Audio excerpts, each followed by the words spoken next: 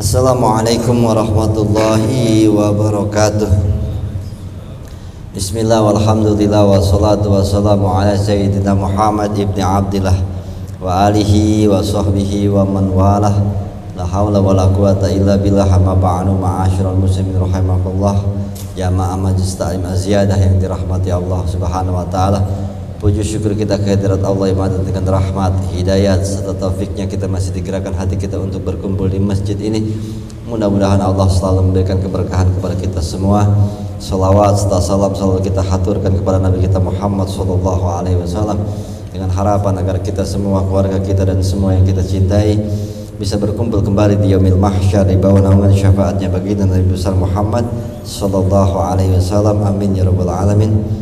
Seperti biasa sebelum kita mulai ta'lim marah kita membaca suratul Fatihah, kita khususkan karena kitab Syekh Al-Hamid Muhammad bin Ahmad Al-Ghazali, wa man syaraha fi hadzal kitab Syekh Muhammad Ihsan yang Muhammad wa sahib hadam akum Zaid bin Muhammad Amin Muhammad Amin bin Muhammad Ali bin Muhammad Ali bin Adi Abdul Samad Rasulihi wa Furihi wa Zulkukil Ajmain.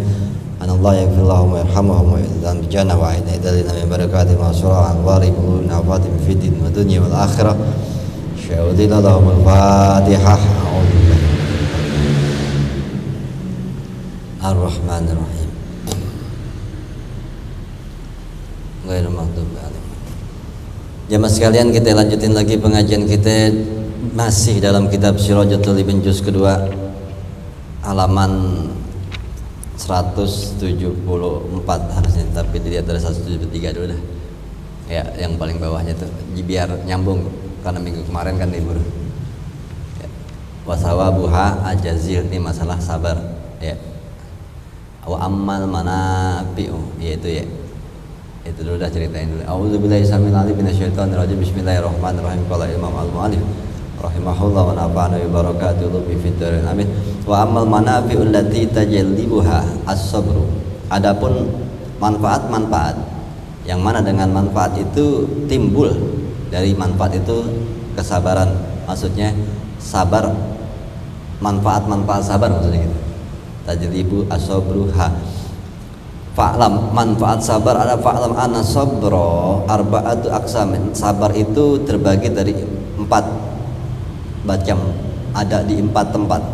Sabar dalam urusan ta'ah, sabar wasabru 'alal ma'siyah, sabar dalam urusan menghadapi maksiat, wasabrun an fuduli dunya, sabar untuk tidak berlebihan urusan dunia. Keempat, sabrun alal mihani wal masoib, yaitu sabar yang keempat adalah sabar di mana kita sabar terhadap ujian dan musibah. Ya.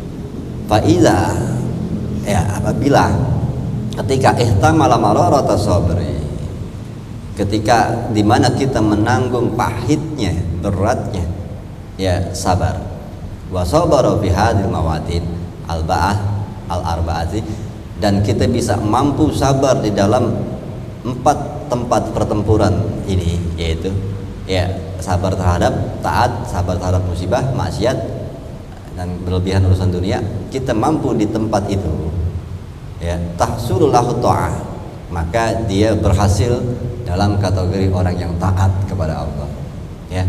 Wa manaziluha minal istiqamah, dan dia akan mendapat derajat namanya derajat istiqomah. Ternyata derajat istiqomah itu derajat yang tinggi ya, istiqomah dalam ketaatan ya.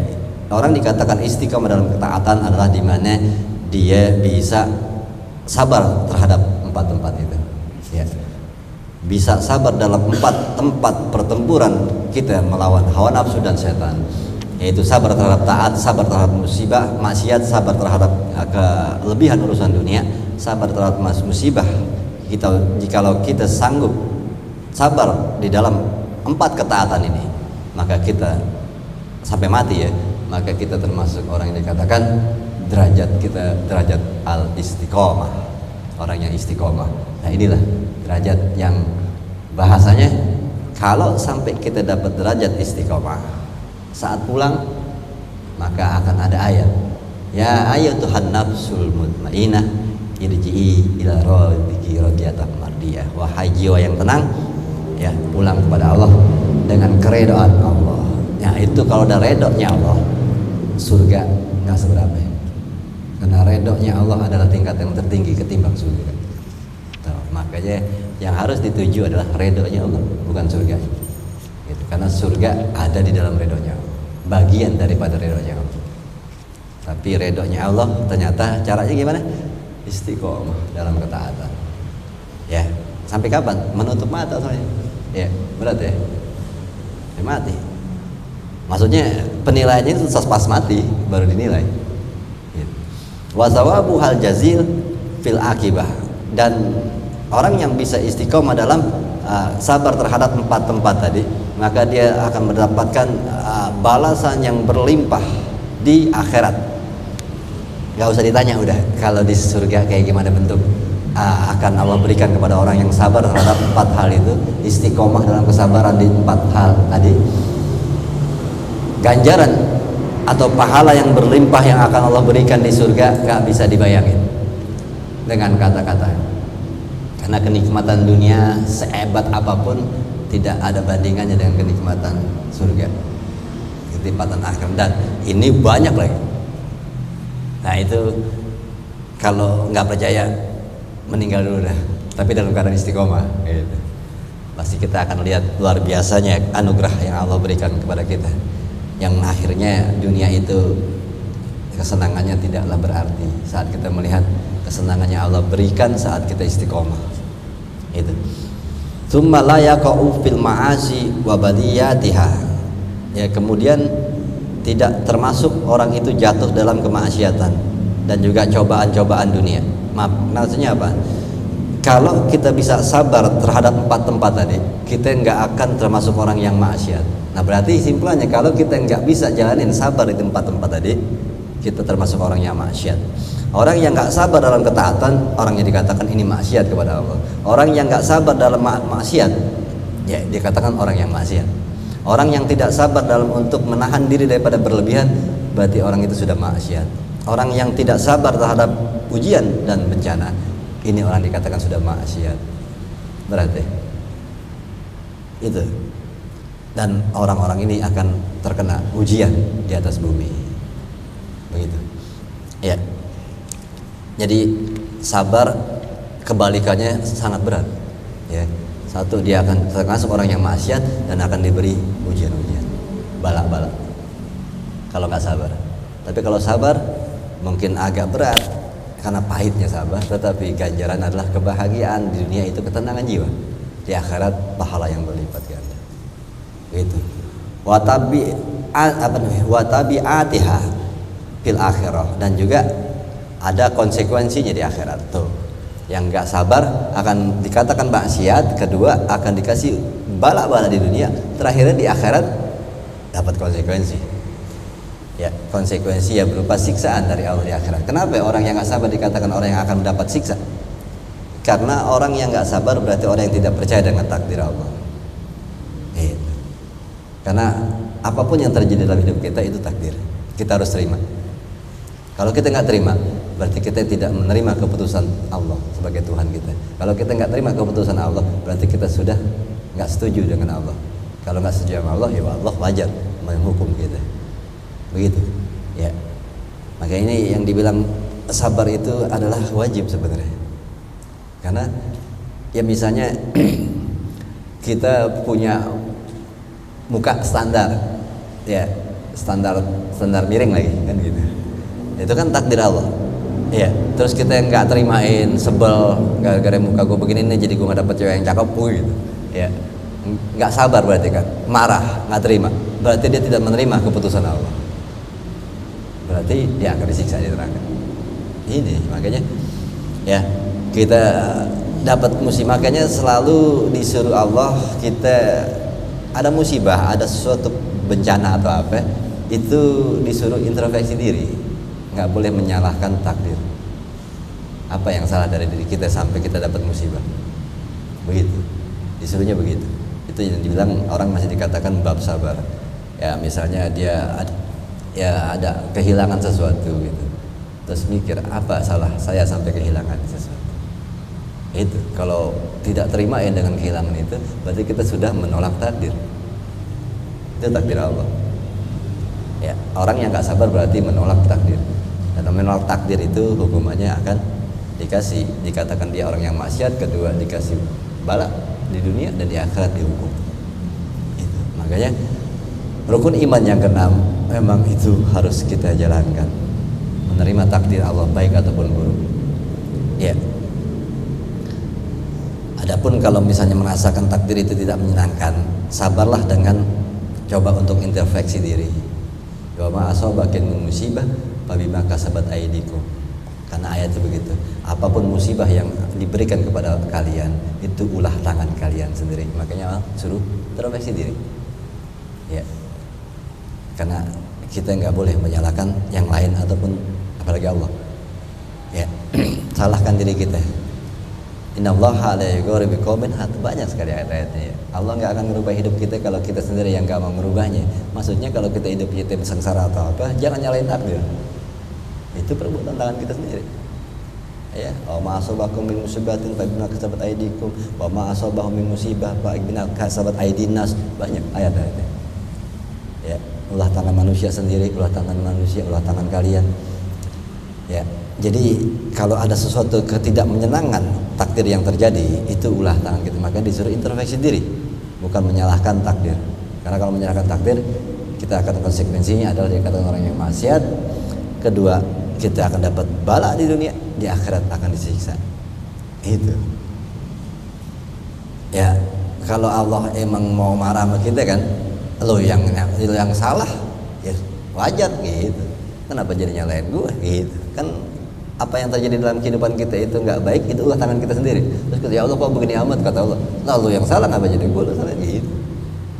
Perbuatan udah dibilang nih, berbuat sesuai, Allah akan memberikan pahala atau ganjaran atau ancaman sesuai dengan apa yang kita kerjain. Kita kerjain baik ya kita dapat baik. Allah tuh adil, baik. Itu. Jadi nggak boleh kita nyalahin Allah atau nyalahin takdirnya Allah, karena memang ulah tangan kita sendiri. Ya. Dan juga pernah ada omongan dari Nabi Yusuf juga, nggak ada larangan ataupun ketidakbolehan kita untuk menjadi wali ataupun nabiullah gitu zaman itu, karena Nabi Yusuf mengatakan semua bisa sepertiku tapi sedikit yang mau bersyukur. Itu babnya bersyukur. Jadi Allah kasih hak kita semua untuk menjadi orang mulia, tergantung kita. Ya, itu. Jadi jangan pernah menyalahkan takdir atau apa ya, salahin diri kita sendiri. Ya, karena Yusuf kan dikata, ya Yusuf kamu sungguh sosok yang hebat, bahwa Allah memberikanmu karunia yang luar biasa. Engkau bisa membuat orang yang tua jadi muda lagi, yang buta bisa melihat lagi. Sungguh mulia karomah ataupun kemuliaan yang Allah berikan kepadamu. Gitu. Nah, Nabi Yusuf enteng, semua bisa sepertiku, tapi sedikit manusia yang mau bersyukur. Jadi Yusuf itu termasuk hamba yang bersyukur. Ya, yang namanya dapat musibah sekalipun dia tetap bersyukur. Tingkatan untuk kayak gitu. Jadi semua bisa seperti Nabi Yusuf. Cuma kitanya enggak. Ya, dengan tingkat sabaran Yusuf yang seperti itu memang wajar dapat kemuliaan. Lalu kata Yusuf, ya bisa kalau kalian mau. Apa yang aku lakukan dengan kesabaran puluhan tahun begini, bisa mulia. Berarti kan Allah fair.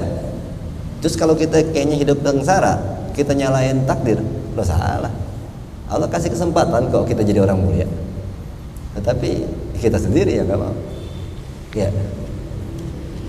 Ya kadang kalau aneh ajarin mau nyari dunia, ya udah belajar yang pinter, ya kerja keras dapat kerjaan yang enak, kaya.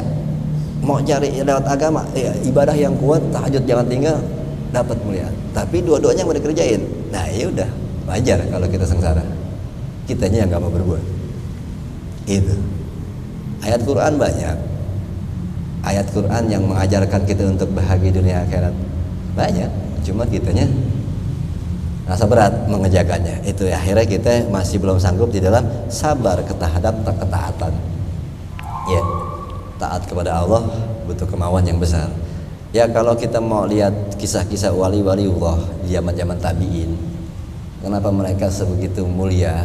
Karena kalau dilihat cara hidup mereka sulit kita ikutin, frontal habis, ya, frontal ekstrim, Kita ekstrem dikit-dikit aja ogah, terus kita pengen hidup bahagia dan mulia dan tenang jiwa kita. Itu namanya ngayal. Ya, mereka Abu Bakar, Umar, Utsman, Ali, orang-orang yang ekstrim hidupnya. Berani untuk berjuang untuk Allah, jangan mengeluarkan semuanya kemampuannya untuk mencintai Allah. Ya. Wajar mereka mulia. Ya, bahkan kalau kita bandingin dengan kita ini dengan orang-orang ulama-ulama terdahulu kita yang tahun 70-an aja 60-an, saya ngerasa kita masih terlalu jauh. Ya, karena kita udah terlalu dimanjakan dengan hawa nafsu kita, dimanjakan dengan keindahan dunia. Jadi kayaknya mau berkorban atau menyiksa hawa nafsu kita tuh nggak sanggup. Kita terlalu dimanjakan hawa nafsu kita. Jadi kesannya kalau udah bahasanya ya ada pernah ngomong sama mertua begini, katanya ya kalau mau bersihin diri deh puasa dah 3 hari ya, nggak pakai makan minum aja 3 hari, buka jam minum, sahurnya minum doang, selebihnya baca ayat Quran aja ya, dari ayat 1 Al-Baqarah sampai 5 diputer aja. Saya bilang wah sama hati orang begitu tuh langsung geleng deh. Iya berat ya kalau buat orang sekarang ya, tuh berat buat orang sekarang. Padahal itu cara kita mau membersihin diri, tobatnya begitu. Kita ini banyak makanan haram, melakukan haram, jadi bersihinnya dengan hilangin dulu 3 hari makanan-makanan yang kotor. Nggak makan 3 hari, cuma minum doang. Itu baru mau kodimah buat tobat orang dulu.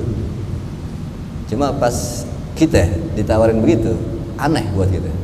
Kenapa? Karena kita terlalu memanjakan hawa nafsu kita. Ya. Karena dunia ini sangatlah indah di akhir-akhir zaman ini, makanya ekstrem dikit aja kita udah berat. Kita terlalu nyaman.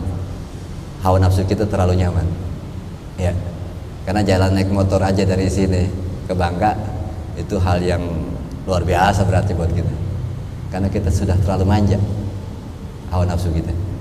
Ya, padahal di zaman-zaman ya 50 tahun sebelumnya atau 30 tahun sebelumnya mereka biasa dari Kalibata ke Bangka jalan kaki. Ini bukti kita ya, balik lagi ke hal tadi, innallaha la yaghuru biqaumin hatta yaghuru ma bi anfusihim. Allah nggak akan merubah hidup kita kalau kita sendiri yang nggak merubah, dan itu harus kita terimain. Wa ma asabakum min musibatin fabima kasabat aydikum. Apapun musibah, bencana, ketidaksenangan hidup terjadi pada hidupmu, itu ulah tanganmu sendiri yang nggak mau mengupgrade diri. Ya, khayalan kita tinggi, kemampuan kita ini yang rendah. Ya. Salah satu contoh Nahu Sorok, kalau itu kan udah hampir 8 tahun sebenarnya udah gape banget harusnya. Ya. Tapi kemauan kita, ya, kita terlalu manjain hawa nafsu kita. Jadi untuk mengepres otak ngapalin itu kayaknya udah malas. Ini, maka itu ada ulama mengatakan agama itu semakin akhir zaman semakin rendah kualitasnya. Kenapa? Karena kesenangan dunia membuat para ulama itu mulai malas-malas belajar, akhirnya ilmunya makin kurang. Ya, jadi memang lawan kita ini sekarang adalah hawa nafsu kita sendiri. Jadi intinya jangan mengeluh dengan hidup, karena yang kita harus eluhin diri kita sendiri, karena kesalahan pasti dari diri kita sendiri. Agama ini turun dengan luar biasa pemahaman hidup, Quran, dan sampai disarahkan, ditafsirkan, sudah sampai kayak jadi kitab kayak begini, sudah terlalu gamblang cara hidup. Cuma kita aja yang tidak mau menjalankannya aja. Kenapa nggak mau? Kita sangat mencintai hawa nafsu kita, nggak mau hawa nafsu kita itu lelah, sakit atau menderita. Ya, sangat memanjakan hawa nafsu kita. Ya, puasa aja masih berat. Kenapa? Kita sangat menjaga lambung jangan sampai dia kelaparan. Nggak tega banget lihatnya kalau lambung lapar. Nah, itu kita terlalu cinta dengan hawa nafsu kita. Ya, itu. Lalu masih yang kemarin ya, summa la yubtala bitalabil dunya wa malaha minasugli fil hal wa tabiati fil ma'al. Jadi orang-orang yang apa namanya, la yubtala bi talabi dunya, tidak akan diuji dengan mencari dunianya. Ya, kalau orang yang sabar nggak terlalu diuji. Wa malaha, apa-apa yang ada di dunia daripada kesibukan dunia, ya, pertanggungjawaban di akhirat nanti. Maksudnya apa? Ya kalau kita sabar, Allah bisa mudahin hidup kita, karena emang jiwanya tenang. Kalau kita nggak sabar, makin puyeng hidup. Kalau orang sabar, hidup itu dibikin tenang. Kenapa sih? Karena memang kalau orang sabar biasanya lebih tenang ngadepinnya. Jadi seandainya ujian pun tidak seperti ujian, karena jiwa yang tenang. Kenapa bisa jiwa yang tenang? Karena sabarnya kuat. Ya. Summa la yuhbatu ajruhu ala mabtuliya bih. Ya, lalu tidak akan batal ganjarannya di akhirat nanti. Apa-apa yang dia dapat musibah atau sesuatu yang hilang dari dirinya. Itu kalau orang yang sabar, apa-apa bala yang dikasih, dia tetap sabar, dia akan dapat balasan di akhirat, pahala. Dan juga apa-apa yang hilang dari hidupnya, dia akan dapat ganjaran di akhirat kalau sabar. Kalau nggak sabar, nggak dapat ganjarannya, penderitaan doang, kehilangannya doang, ya, balasannya nggak dapat. Pahasola idan bisa babi sabri to'ah. Lalu dengan dia bisa sabar menghadapi semua masalah kehidupan, maka dia berhasil dengan sebab kesabarannya, termasuk orang-orang yang taat, ya, dan masuk dalam derajat orang-orang yang mulia di sisi Allah, dan balasan yang tinggi, balasan yang banyak lah hitungannya. Wat taqwa, nah itu dia akan termasuk orang-orang yang bertakwa. Dan orang yang zuhud dapat ganti rugi di akhirat, pahala yang berlimpah dari Allah. Wa tafsil dzalik amrun la ya'lamuhu illallah. Dan juga lebih detailnya lagi permasalahan apa yang akan Allah berikan kepada orang yang sabar, nggak ada yang bisa tahu kecuali Allah. Apa-apa ganjarannya, la yuhsah kalau bahasanya ada di Quran. Orang-orang yang sabar akan diberikan balasan yang tidak bisa dihitung dengan urusan manusia. Luar biasa kesabaran, pahalanya luar biasa. Ya. Lalu wa amma, ini baru sebenarnya mau masuk. Wa amma dab'ul madori. Adapun orang yang menolak akan ketidaknyamanan, kebahayaan, atau nggak mau sabar, bahasa gitu. Nah tadi sabar itu luar biasa ganjarannya. Nah kalau orang yang nggak sabar, ini ganjarannya. Fayurihuhu awalan, boleh jadi dia awalnya hidupnya menyenangkan di atas bumi, ya. Maksudnya apa? Salah satu contohnya bukan ke musibah sih. Musibah nggak sabar ya nggak menyenangkan juga. Contohnya maksiat, dia nggak sanggup sabar terhadap maksiat. Boleh jadi dia senang, bisa enggak? Itu senang kan? Bisa mabuk-mabukan, boleh jadi karena dia nggak sabar untuk nahan itu semua. Boleh jadi didapetin enak di dunia, ya. Korupsi, boleh jadi dia enak di dunia karena nggak sabar untuk taat, dia akhirnya korupsi, ya. Min mu'na, ya, daripada kesukaran hidup, ya, mu'natil jazi, daripada beratnya untuk sabar. Dia mungkin, ya kan, kalau sabar itu kan pahit, ya, berat gitu. Ya kalau ada orang-orang yang kayaknya duitnya banyak tapi duit nggak bener, terus main perempuan, kita ngeliatnya aduh tahan, nggak gitu. Itu kan sakit. Nahan sabar untuk tidak maksiat, ya. Dan kalau kita nggak sabar, mungkin kita nggak akan sakit nahan sabar itu. Nahan sabar, nggak ikut teman-teman kita yang rusak, ya. Enteng kan jadinya itu. Ya mungkin di dunia kita akan dapat kesenangan, kenyamanan, dan juga nggak capek nahan sabar. Itu sabar itu capek, ya, berat batin. Wa maqasatihi, dan juga penderitaan dari sabar itu kita mungkin nggak rasain. Derita sabar itu kan karena melihat, ya, kadang-kadang aja orang makan enak kita nggak dibagi, kita di gitu. Itu kan pahitnya menerima derita sabar gitu, ya. Harus ada yang minta, ya, dudain dulu, harus ada yang minta gitu. Kita pengen cuma nyilap-nyilap doang. Nah, nyilap-nyilap itu gitu tuh itu sebenarnya derita, ya kan? Karena kita lagi nahan sabar. Ya. Terus kita lihat teman kita lagi senang gitu, baru kawin, terus malam pertama ngobrol-ngobrol, ini yang belum kawin langsung gitu, ya kan? Itu kan nahan sabar, derita kan? Derita dong. Ya. Itu. Nah, itu kalau Andi kan gitu. Gat Wildan derita itu ya sabar ya. Kalau lo sabarin emang jadi derita di sini. Udah gitu bunyi-bunyi tembak duk gitu. Itu makin menderita. Ya.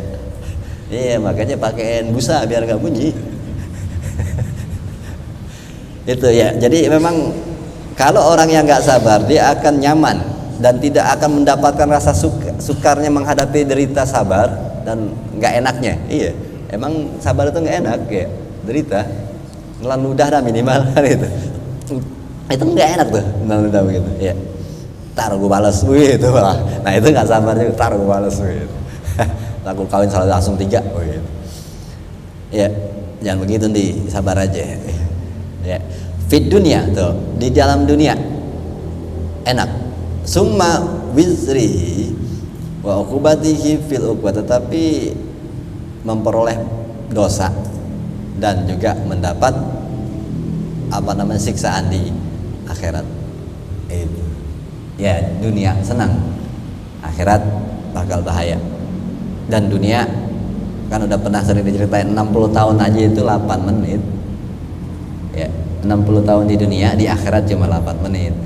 Jadi kalau kita mengorbankan 8 menit kita demi ribuan tahun, seng-seng banget ya. Kesenangan 8 menit itu juga 8 menit kan kita baru senangnya mungkin dari umur 30 lah 20 dah. Berarti kalau umur 20 ya 3 menit setengah 3 menitan ya. 3 menit hidup kita tidak sabar, kita nikmati dunia ini dengan melewati kesabaran, menerjang kesabaran, konsekuensinya ribuan tahun, kan sayang banget. Cuma gara-gara 3 menit penderitaan kita di akhirat ribuan tahun. Mendingan kita sabarin 3 menit. Katanya 3 menit bon saya lama banget gedenya begitu. Ya sabar, nggak seberapa sebenarnya. Cuma kan karena kita belum pernah lihat. Ntar bakal lihat. Ya pasti lihat sih. Saat sakaratul maut, Israel ngangkat roh kita baru lihat, oh iya di kita dunia sebentar banget. Nah itu baru berasa bahwa dunia sebentar banget pas keluar dari jasad ini. Ya kalau sekarang sih emang kayaknya dunia lama banget. Nggak, pas nyawa kita keluar, kita baru tahan, oh iya. Kita baru dikasih lihat alam yang sekian panjang ya. Ternyata dunia sebentar banget. Sayang banget. 3 menitan itu jadi penentu ya. 3 menitnya beres 3 menitnya nggak beres tuh ribuan tahun ya. Entah berapa ribu tahun kan nggak ada ujung ya akhirat itu. Wa amma balik itu 175. Wa amma in huwa dha'ful anisabri, adapun jikalau dia seorang hamba itu lemah dalam urusan sabar. Nah ini kita kadang-kadang lemah dalam urusan sabar, capek memang, cuma memang itu harus terus sampai kita mati ya, sabar di 4 tempat.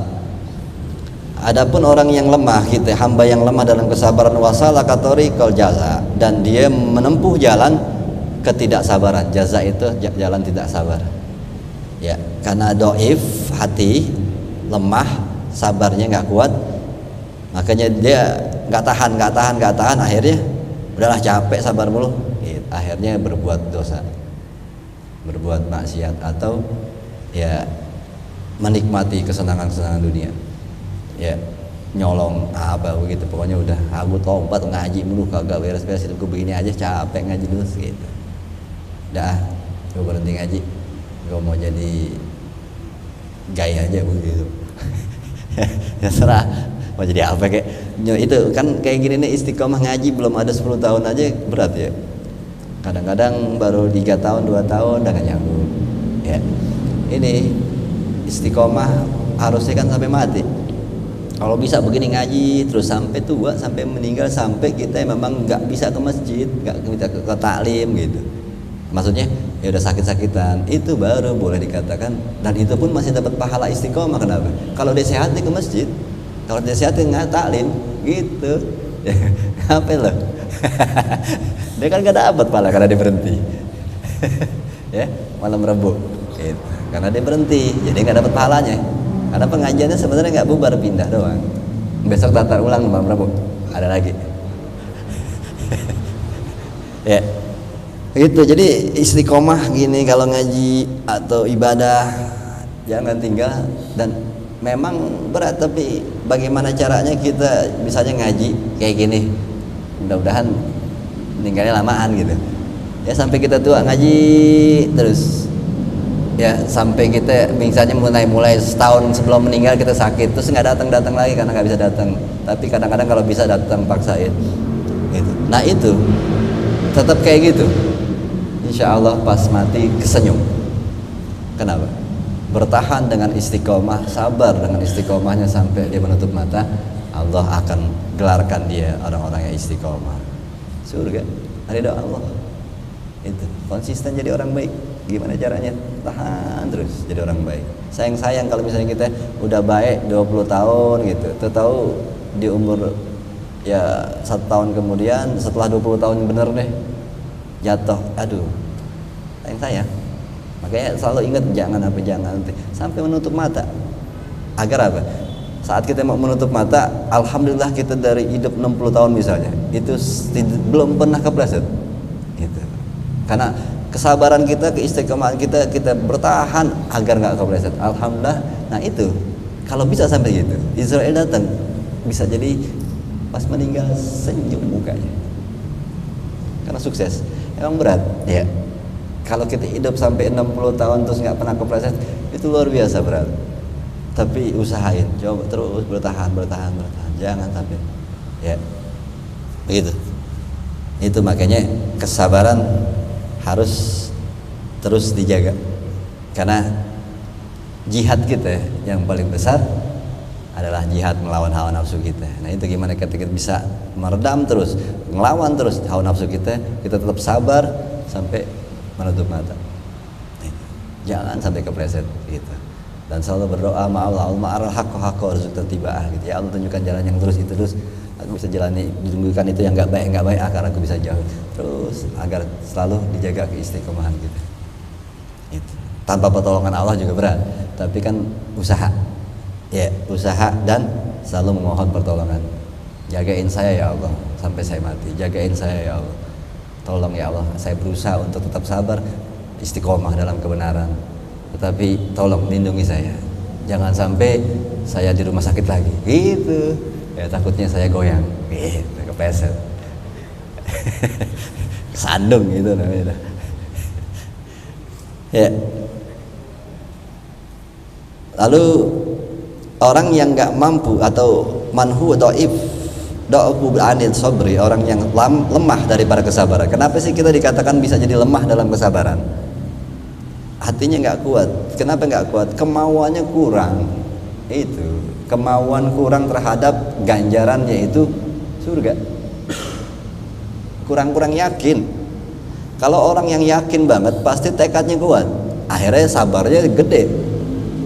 Kalau kita kurang yakin, makanya kita biasanya agak lemah sabar kita, kemauan kita pun agak berkurang. Nah ini makanya tetap aja, gimana caranya kita nggak dikatakan dha'fu anil sabri, orang yang lemah dalam kesabaran? Yakinin akhirat itu ada. Semakin yakin sama akhirat itu ada, semakin kuat kesabaran kita.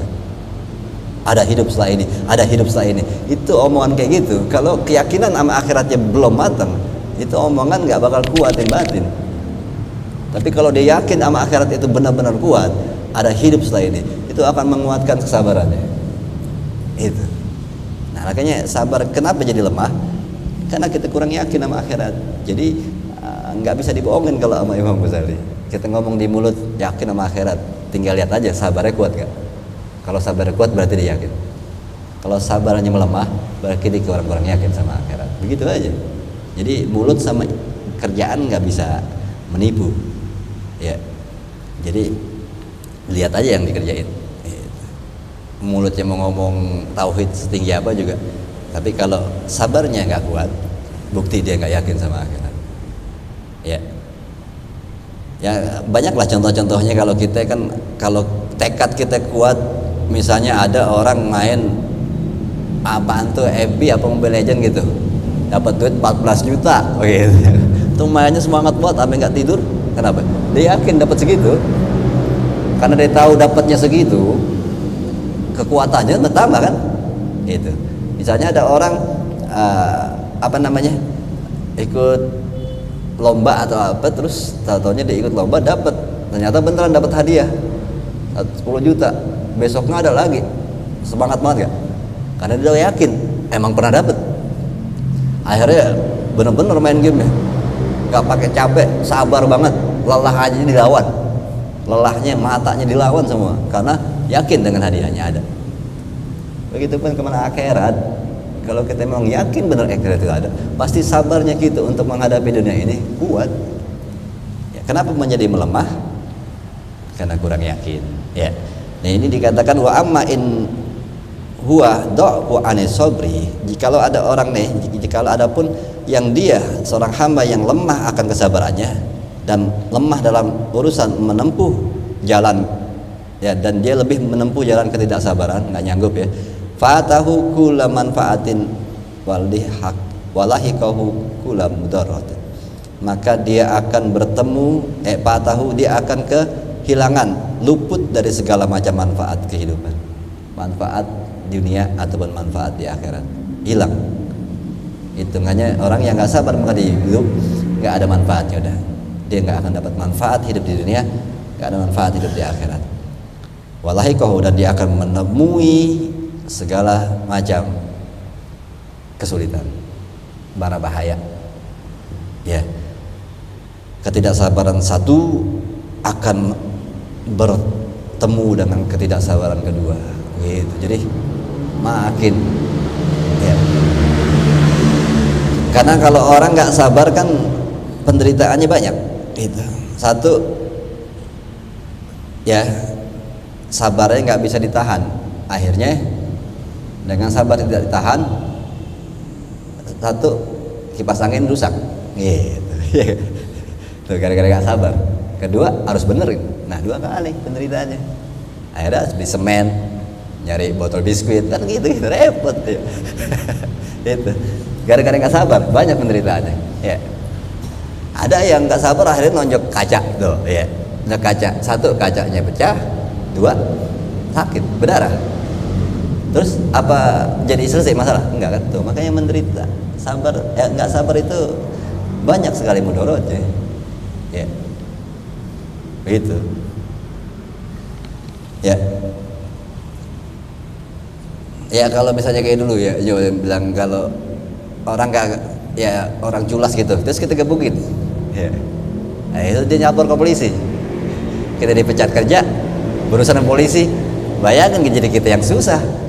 Ya, makanya caranya ada gitu kan. Misalnya orang culas gitu di kantor, ya, ya jelek-jelekin kita, akhirnya kita sebel, kita pukulin, akhirnya yang salah kita, udah gebukin orang, ya, akhirnya dia ngadu ke polisi, kita jadi denda di polisi, terus kedua kita dipecat.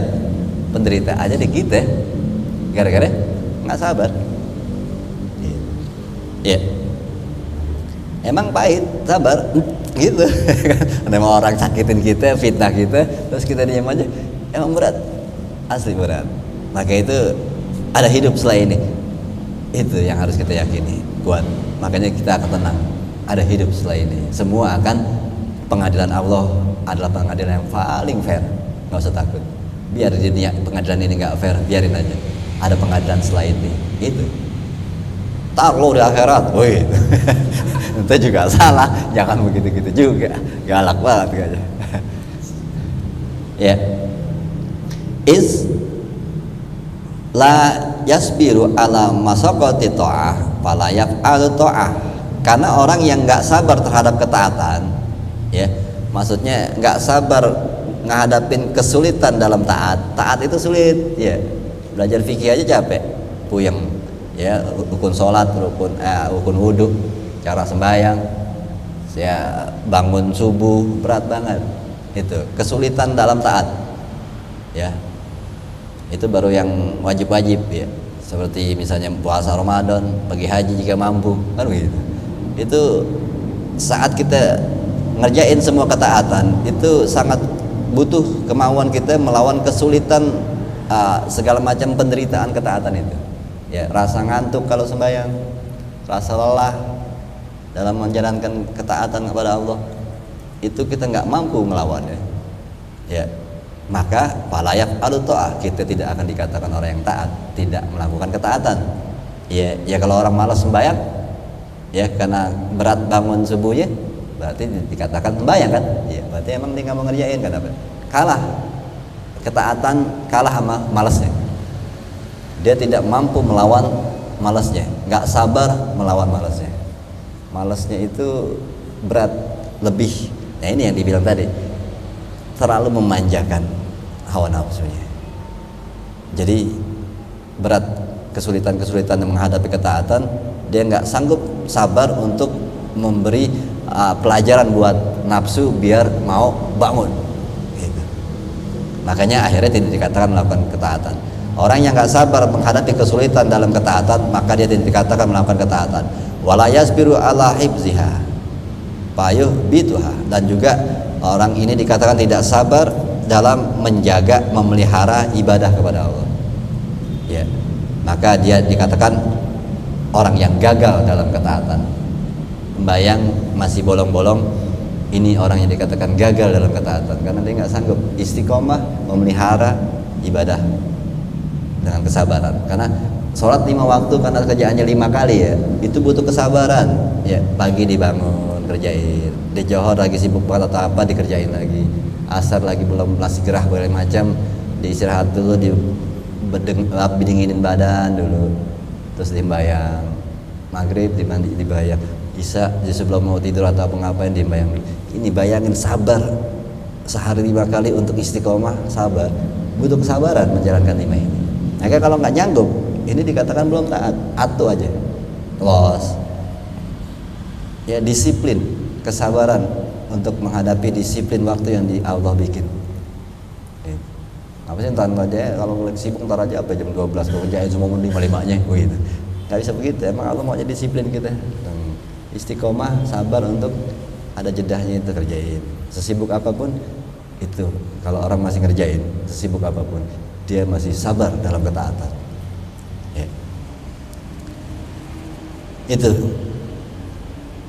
Masalahnya soalnya dikatakan sabar dalam urusan memelihara salat. Memelihara salat itu kan jagain yang 5 itu nggak pernah putus.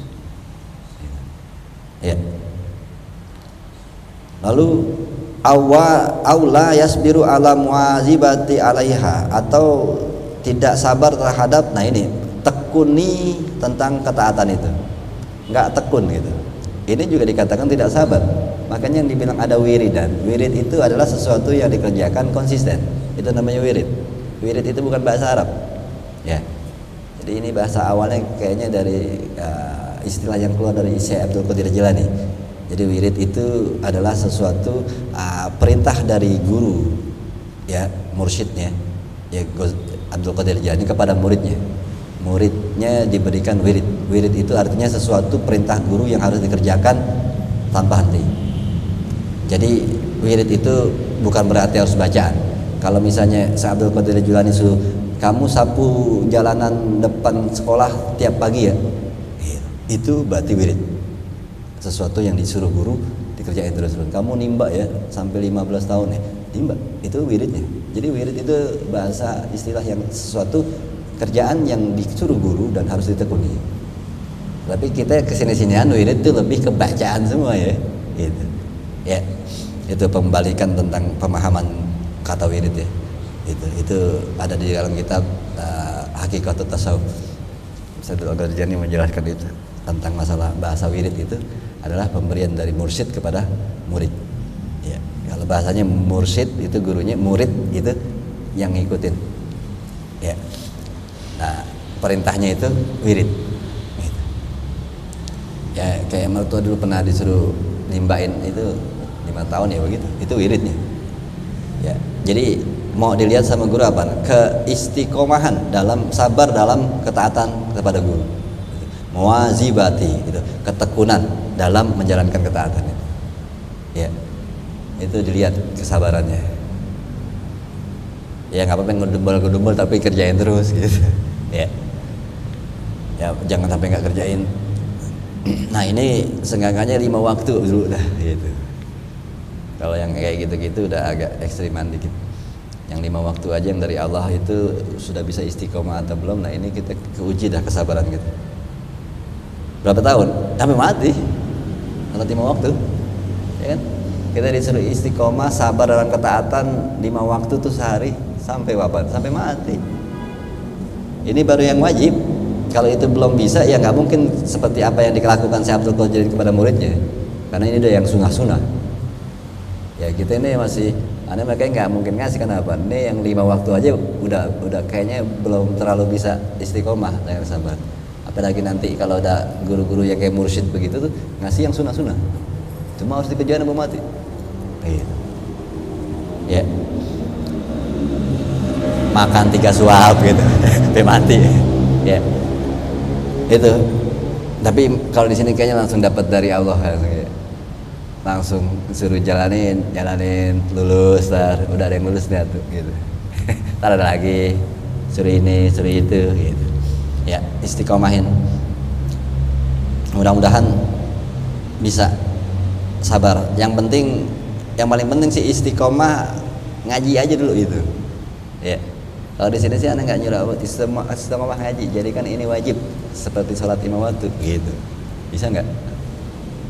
Istiqomah itu aja tuh, jangan yang lain-lain dah gitu. Istiqomah yang 5 waktu sama istiqomah ngaji gitu. Itu aja kayaknya masih berat. Ada yang ngelihatnya 5 waktu mungkin masih juga agak ada yang bagian yang masih berat. Nah apalagi ada yang lihat bahwa istiqomah ngaji aja ada yang ngelihatnya masih banyak yang berat gitu. Ya apalagi kalau istiqomah yang lain gitu. Istiqomah ngaji ini yang ya kalau di sini sih ya, lihat udah ada beberapa orang tapi senior sih yang istiqomahnya kelihatan dalam ngaji gitu. Terus junior nih masih banyak kan. Apalagi yang sering kucai, bingung dah tuh. Kucai mulu. Ini gimana mau istiqomah gue? Kelemahan jiwa tuh. Ya kelemahan fisik, makanya makan banyakin makan telur soang. Itu makanya istiqomah ini gimana ya, istiqomah haji itu aja pahalanya gede. Maksudnya aneh aja nih ya, kalau mau liburin ngaji kan bisa aja, cuma lihat dari dulu di Pertani gimana caranya, nggak ngeliburin. Sampai seorang pengajar aja aneh berusaha istiqomah untuk nggak liburin ngaji. Kalau nggak darurat banget, kalau nggak Indonesia main gitu tim nasional main libur loh. Iman goyang. Selebihnya ya mau hujan mau gimana, hujan jangan gede-gede banget, hujan itu tetap istiqomah. Karena aneh aja lagi nyari istiqomah sebagai guru. Ya makanya silakan, nggak maksain sih, cobalah istiqomah sebagai murid.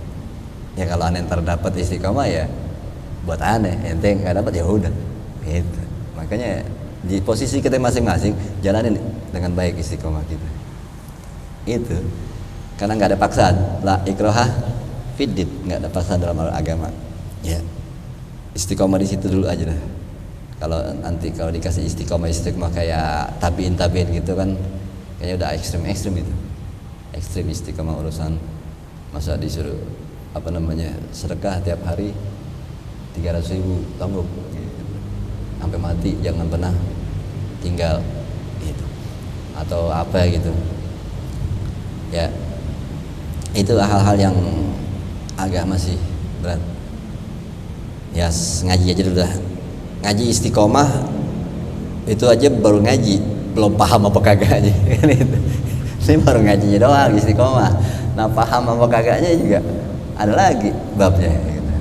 Ini ngaji kagak paham, tapi yang penting istiqomah datang terus, datang bawa bantal kalian tidur, udah kagak paham juga ya. Ngaji dan istiqomah ini kalau dibilang, nah ini yang pertanyaan deh, mudah-mudahan lagi melek semua. ngaji istiqomah datang, kalau tidur sama aja kayak istiqomah. Datang tetap merem. Istiqomah itu maksudnya dia ya tetap kan, kecuali bang berat. Aneh dulu pernah sama guru ya, pernah suatu ketika mungkin lagi capek banget, emang berusaha kalau ngaji tuh nggak bakal tidur ya. Pernah mungkin lagi ada kegiatan di kampus waktu itu, ngaji tetap datang, habis mandi langsung datang ngaji, merem gitu. Dilihat begitu, udah deh berhenti dulu lah, minggu depan aja lanjutin. Langsung begitu gurunya, dianggap nggak efektif, langsung diberhentiin, disuruh libur aja deh, minggu depan aja. Itu jadi sampai seorang guru aneh aja begitu, maksudnya nggak efektif kalau ngaji sampai merem gitu. Akhirnya diberhentiin sama dia. Mungkin karena dilihatnya jarang nih orang kayak begini, kalau ngaji itu pasti melek, cuma dia kayaknya udah capek banget nih begitu. Nah kalau ini tiap malam ngaji marem terus capek terus kayaknya. Terus aja gak libur terus tuh, gak ngaji namanya. Tiap malam liburan dia ngantuk, libur dulu ya, besok gitu lagi libur, ya libur terus. Makanya doa Allahumma paksain gitu. Melek. Kalau ada codet enak, ya codet gak ada lagi ya, bisa bikin melek terus. Ya itu kita memang lagi bahasnya kemarin sih udah detail masalah istiqomah ya. Memang kita lagi membahas istiqomah itu berhubungan banget dengan kesabaran. Orang yang sabar maka sampai tingkatan istiqomah. Itu tadi orang-orang yang tidak mampu dalam sabar, dalam ketekunan, ketaatan kepada Allah, fala yasilu ila manzilatil syarifah, gak akan pernah bisa sampai ke derajat orang yang dimuliakan Allah. Itu. Ya kalau kita nggak bisa istiqomah dalam ketaatan, gimana kita bisa mulia di sisi Allah? Gimana kita bisa dibahagiakan Allah di dunia dan di akhirat nanti? Ya maka itu bahasanya tergantung diri kita sendiri. Ya Allah fair. Kalau ente sabar dalam ketaatan kepadaku, ya kata Allah, ya udah aku muliakan kalian di dunia, di akhirat juga. Ya kalau enggak, ya udah hidup berantakan di dunia, akhirat juga pasti berantakan. Salah siapa? Ya salah kita, karena Allah kasih pilihan. Nah kita yang milih gitu ya. Min darajatil istiqomah ya, kemuliaan derajat yang mana derajat istiqomah. Tuh orang-orang yang dikatakan derajat yang tinggi adalah orang yang punya istiqomah, itu derajat tinggi ya. Karena Nabi kita, Nabi Muhammad SAW itu orang istiqomah banyak segala bidang ya. Dia dalam senyum aja istiqomah. Nabi tidak pernah tertawa keluar suaranya, dan itu istiqomah sampai dia mati. Kok tawanya pasti begitu, walaupun terbahak sampai gigi gerahannya kelihatan, cuma suaranya nggak ada, begitu. Ya, dan itu dia istiqomah sampai mati, nggak pernah tertawa berbahak. Dan Nabi istiqomah nggak pernah ngop sampai mati, sulit ya. Istiqomah Rasul banyak, ya, gitu. Nabi ya banyak senyum kepada orang, dan istiqomah sampai dia mati, dia sama senyum. Pokoknya Nabi tidak pernah bosan jadi orang baik gitu. Makanya bahasanya selalu bilang jangan pernah nyerah jadi orang baik, karena memang orang jadi orang baik itu banyak sekali ujiannya ya. Bosan gue jadi orang baik gitu. Jangan bosan baru banget 2 tahun ini ya. Nggak ada kata menyerah, nggak ada kata bosan jadi orang baik. Emang ujian ya, kadang disakiti ya, kita baik malah dimusuhi, kita lagi baik diculasin, junior lagi yang nyulasin, emang nyebelin. Emang kita sabarin aja ya, ntar biar aja kena latnannya ya, gitu. Ya, itu urusan sama Tuhan dah, kita mau baik-baik aja gitu ya. Jadi jangan pernah menyerah jadi orang baik ya. Itu dibilang istiqomah, kita bertahan terus istiqomah untuk jadi orang baik gitu. Sampai kapan? Sampai mati. Dan disitulah akan kita rasakan kenikmatan yang saat kita mati, kita dalam keadaan istiqomah, dalam menjadi orang baik. Luar biasa. Nah, kalau bisa dilihat tempatnya luar biasa menyenangkannya. Memang lelah ya, kalau itu ada orang yang hidup 80 tahun lelah emang, sabar istiqomah dalam 80 tahun, tapi pas dia ngeliat hasilnya luar biasa, kebayar lelahnya 80 tahun gitu. Makanya sabar aja ya. Aula yasbiru an maksiyah, atau orang yang nggak bisa sabar kepada maksiat. Nah, dari ketaatan tadi. Sekarang orang-orang yang nggak bisa sabar dalam kemaksiatan, apa efeknya, beratnya? Minggu depan tadi ya, insyaallah kita lanjutin. Dan di sini insyaallah ada manfaatnya. Saya mau berhadratin Nabi sallallahu alaihi wasallam. Al-Fatihah. A'udzu billahi minasyaitonir rajim. Bismillahirrahmanirrahim. Alhamdulillahil alamin arrahmanir rahim maliki yaumiddin. Iyyaka na'budu wa iyyaka nasta'in ihdinas siratal mustaqim siratal ladzina an'amta 'alaihim ghairil maghdubi 'alaihim waladdallin. Rabbana irhamna ya arhamar rahimin irhamna ya arhamar rahimin irhamna ya arhamar rahimin irhamna. Allahumma arhamna warham walidina. Allahumma arhamna warham walidina wanfa'na bima 'allamtana wa 'allimna ma yanfa'una rabbi zidna ilma warzuqna fahma bi rahmatikal wasi'a ya arhamar rahimin. Sallallahu Muhammadin walhamdulillahirabbil alamin. Wassalamu alaikum warahmatullahi wabarakatuh.